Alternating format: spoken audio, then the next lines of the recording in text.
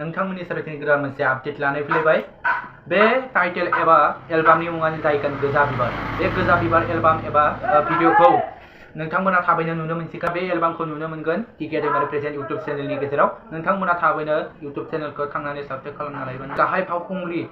फावखुंग्रि एबा फावखुंगुर महराव दङ जोंहा देबजित दैमारि आरो बेवहाय फावखुंग्रि महराव दङ जोंहा gwja मुसाहारि बिथां सानैखौ फाव खालामनायखौ नोंथांमोना बे एलबामाव नोंथांमोना नुनो मोनगोन फावखौ खालामदों जोंहा मानिल नार्जारि बिथाङा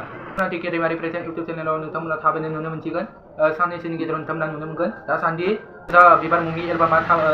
बे शुटिंआ दासान्दि जोबथ'बाय होनना जों खोनानो मोन्दों नोंथांमोना थांनानै थाबैनो साबस्क्राइब खालामना लादो आरो नोंथांमोना अननानै आंनि इउट्युब चेनेलखौबो थाबैनो साबस्क्राइब खालाम बेफोरबायदिनो आङो आपडेट होनो सेस्था खालामबाय थागोन थ' जय हिन्द जय भारत